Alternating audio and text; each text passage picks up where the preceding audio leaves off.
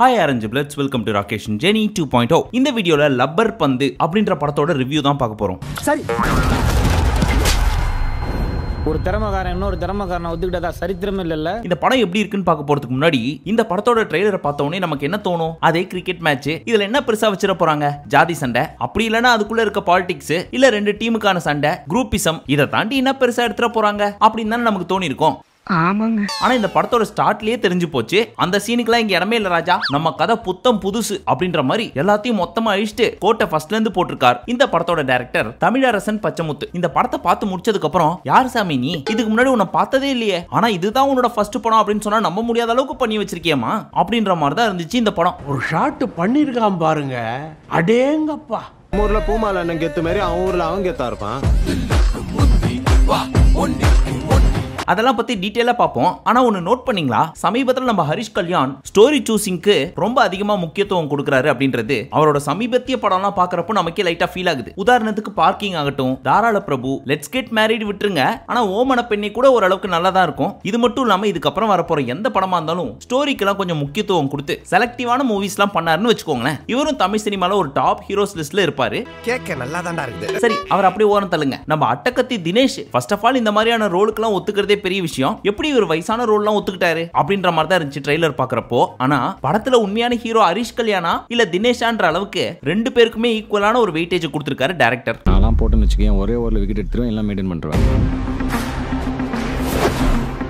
சரி, இது என்ன மாதிரியான படம், என்ன ஜானர், எதுக்கு அவ்வளவு பிடிச்சிருக்கு, போய் தியேட்டர்ல பார்க்கணும்னா எதுக்காக பார்க்கணும் அப்படின்றதெல்லாம் டீடைலா சொல்றேன். பட் ஸ்டோரி என்ன அப்படின்னு ஒன்லைன்ல கேட்டீங்கன்னா, ரெண்டு பயங்கரமான கிரிக்கெட்டர்ஸ், நான் தான் ஊருக்குள்ள கெத்து அப்படின்னு சொல்லி நம்ம ஊர்லயும் டீமுக்கு ஒருத்தன் சுத்திட்டு இருப்பான் பாத்தீங்களா, அதே மாதிரி ஒரே மாவட்டத்துக்குள்ள இருக்க ரெண்டு பேர் சுத்திட்டு இருக்காங்க. ஆனா ட்விஸ்ட் என்னன்னா, அந்த ரெண்டு பேர்ல ஒருத்தர் 70s பேட்ச், இன்னொருத்தர் 2K கிட். இதெல்லாத்த விட பயங்கரமான ட்விஸ்ட், அந்த 70s கிட் யாருன்னா இந்த 2K கிட் இருக்காரு இல்லையா ஹரிஷ் கல்யாண், அவரோட வருங்கால மாமனார், அதாவது லவ் பண்ற பொண்ணோட அப்பா. பைத்தியம், அந்த ஆள் உனக்கு அண்ணன் இல்லடா, மாமனாரு. இதெல்லாம் நீங்க ட்ரெய்லர்லயே பாத்திருப்பீங்க. சோ அரசல் புரசலா உங்களுக்கு புரிஞ்சிருக்கும். இப்போ இவங்க ரெண்டு பேருக்குள்ள கிளாஷ் வர கடைசியில எல்லாரும் ஒன்னு சேர்றாங்களா இல்லையா, ஒருவேளை சேர்ந்தாலோ சேரலனாலோ அதுக்கு என்ன காரணம் அப்படின்றதுதான் இந்த படத்தோட ஒன்லைன். ஊய்கோக்காக என்ன விட்டு கொடுத்துட்டல. ஊருக்கு நல்லவனா இருக்கிறவங்களாம் வீட்டுக்கு நல்லவனா இருக்க மாட்டாங்க. இந்த படம் எனக்கு ரொம்ப பிடிச்சிருக்கு, நீங்களும் போய் கண்டிப்பா பாருங்க அப்படின்னு சொல்றதுக்கு ஏகப்பட்ட காரணம் இருக்கு. அதுல ஃபர்ஸ்ட் காஸ்டிங். இந்த படத்துல ஏகப்பட்ட கேரக்டர் நடிச்சிருக்காங்க. ஆனா அவங்க யாரையுமே படத்தை நகர்த்தணும் அப்படின்றதுக்காக வச்சுட்டு சும்மா வீட்டுக்கு அனுப்புற மாதிரிலாம் இல்லாம ஒவ்வொரு ரோலையும் பர்ஃபெக்ட்டா யூஸ் பண்ணிருக்காரு டைரக்டர். ஹரிஷ் கல்யாண் அப்பா, அம்மா, அவரோட ஃப்ரெண்டு சரவணன், இப்படின்னு இவங்க 4 பேர் இந்த பக்கம். இன்னொரு பக்கம் அட்டகத்தி தினேஷ், அவரோட ஒய்ஃப், தினேஷோட அம்மா, மாமியார், அவரோட பொண்ணு, அவ்வளவு ஏன் அவங்க வீட்டுல இருக்க மாட்டை கூட நடிக்க வச்சிருக்காங்க. எங்கேயுமே நம்மள டைவர்ட் ஆக விடாம அடுத்து என்ன ஆக போகுது, ஒருவேளை இப்படி இருக்குமோ அப்படி எப்படி அப்படின்னு கொஞ்சம் கூட பிரெடிக்ட் பண்ணாத அளவுக்கு புதுசா கொண்டு போயிருக்காரு இந்த டைரக்டர். ஆர்டிஸ்ட் பூமாலை இல்லமா, வேலையா ஆடுதல் வரைக்கும் போயிருக்காரு.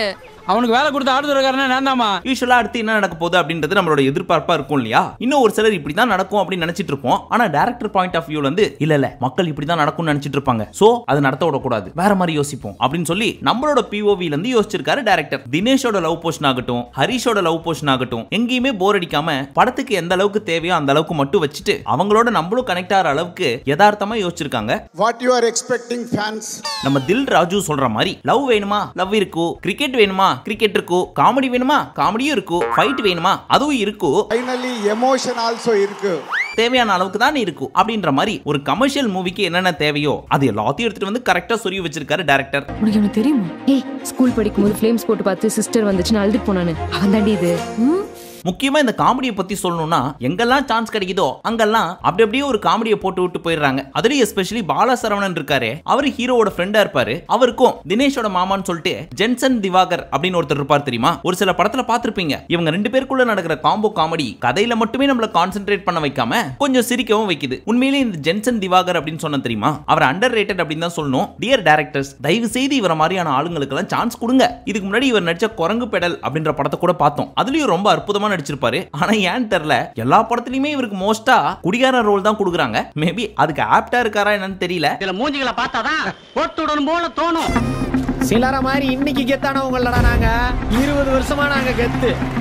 அதையும் தாண்டி இந்த படத்துல 2 ஹீரோயின், ஒருத்தங்க தினேஷோட வைஃப், இன்னொருத்தவங்க ஹரிஷ் கல்யாணோட லவர். 2 பேருமே அவங்க ரோல ரொம்ப நல்லா பண்ணிருப்பாங்க. அதுலயும் இந்த சஞ்சனா கிருஷ்ணமூர்த்தின்ற பொண்ணு இதான் ஃபர்ஸ்ட் படம் தெரியாத அளவுக்கு அந்த கேரக்டர்லயே மூழ்கி பிசிறு தட்டாத அளவுக்கு நடிச்சிருக்காங்க. அதுக்கு மேல அவங்க அம்மா, அட பாவி, அவங்களையும் விட்டு வைக்க மாட்டியா நீ அப்படிலாம் தப்பா நினைச்சுக்காதீங்க. இவங்களுக்கும் வயசு 32 தான். ஆனா இவங்களுக்கு அம்மா ரோல் கொடுத்திருக்காங்க. பிகாஸ் நம்ம தினேஷ் இந்த படத்துல கொஞ்சம் வயசானவர் இல்லையா, அவருக்கு மேட்ச் பண்ணணும் அப்படின்றதுக்காக கொடுத்திருக்காங்க. இருந்தாலும் இவங்க 2 பேருக்குள்ள இருக்க லவ் போர்ஷன் கூட ஒரு சில இடத்துல நம்மள கண் கலங்க வைக்குது.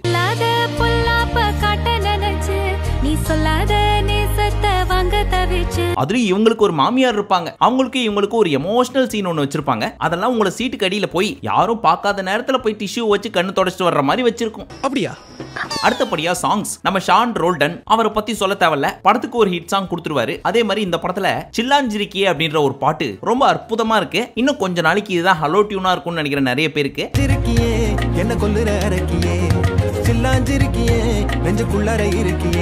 இந்த பாடல் மட்டும் அல்லாமல் இன்னும் ஒரு சில பாட்டெல்லாம் கதைக்கு ஏற்பது போல் அற்புதமாக பொருந்தி இருக்கிறது. மொத்தத்துல இந்த படம் எப்படி இருக்கு அப்படின்னு கேட்டீங்கன்னா, இந்த வருஷத்துல வந்த ஏகப்பட்ட நல்ல படத்துல கண்டிப்பா ஒரு பெஸ்ட் படமா இந்த படம் இருக்கும் என்பதில் எந்தவித சந்தேகமும் இல்லை. ஃபர்ஸ்ட் ஹாஃப் சரி, செகண்ட் ஹாஃப் சரி, எங்கேயுமே பெருசா லாக் இல்லாம அடுத்து என்ன நடக்க போகுது அப்படின்ற எக்ஸைட்மெண்ட்லயே போகும்.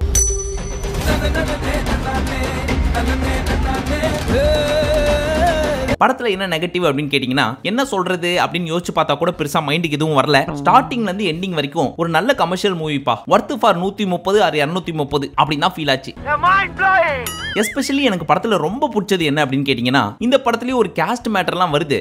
அதெல்லாம் இருக்கட்டும், நீங்க என்ன ஆளுங்கன்னு சொல்லவே இல்ல. அவன் நம்ம அனுப்பா எப்படி பிடிக்காம போகும்.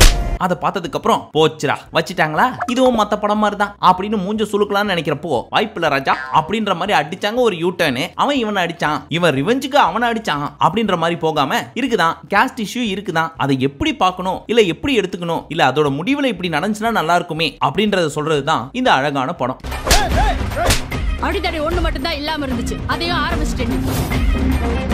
நம்ம தமிழ் பிக் பாஸை பொறுத்த வரைக்கும் எத்தனையோ பேர் உள்ள போயிட்டு வெளில வந்திருக்காங்க. அதுல இருந்து நிறைய பேர் ஹீரோவா ஷைன் ஆயிருக்காங்க, இல்ல சப்போர்ட்டிங் ரோலாவது. அதுல ரொம்ப முக்கியமா ஹரிஷ் கல்யாண் எனக்கு கொடுத்த இடத்த நான் தக்க வச்சுக்கிட்டேன்பா அப்படின்ற மாதிரி நல்ல இறுக்கி புடிச்சிட்டாரு.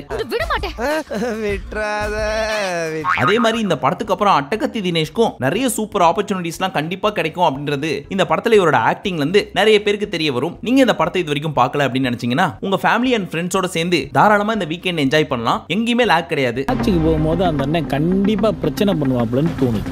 என்ன பண்ணிட்டோம், நம்ம பண்ண மாட்டோமா பிரச்சனை. சோ ஓடிடில வர்ற வரைக்கும் வெயிட் பண்ணாம இந்த மாதிரியான நல்ல படம் வர்றதே பெரிய விஷயம். சோ போய் தியேட்டர்ல பாத்துட்டு வாங்க. உடனே கீழே கமெண்ட்ல வந்து பொட்டி வந்துச்சா அப்படின்னு ஒரு சிலர் கேக்குறத பார்த்துட்டு நீங்க ஏமாந்துடாதீங்க. நமக்கு பொட்டியும் வந்தது இல்ல, யாரும் பொட்டி தர்றதுக்கு முன் கூட வர மாட்டாங்க. தந்தா ஏன் வேணாம்னு சொல்ல போறோம், ஆனா வாங்காமலே பொட்டி வந்துச்சுன்னு சொல்லிட்டு இருக்காங்க தவிர்த்து ஒரு தீ பொட்டி கூட வரல. சரி, நீங்க இந்த படத்தை பாத்துட்டீங்கன்னா படம் எப்படி இருந்துச்சுன்னு சொல்லுங்க. இனிமேதான் பார்க்க போறீங்கன்னா பார்த்துட்டு வந்ததுக்கு அப்புறம் சொல்லுங்க கமெண்ட் செக்ஷன்ல. அப்பதான் இந்த பொட்டி வாங்கிட்டீங்களான்னு கேக்குறவங்களுக்கு புரியும். சரி, அடுத்து கடைசி உலக போர் அப்படின்ற படத்துக்கு போறோம். பார்த்துட்டு வந்ததுக்கு அப்புறம் எப்படி இருந்துச்சு அப்படின்ற ரிவ்யூவை இந்த சேனல்ல போடுறோமா இல்ல ஆரஞ்சு பைட்ஸ்ல போடுறோமா அப்படின்றத சொல்றோம். மீண்டும் உங்களை அடுத்த வீடியோவில் சந்திக்கும் வரை நன்றி, வணக்கம், நமஸ்தே, நமஸ்கார்.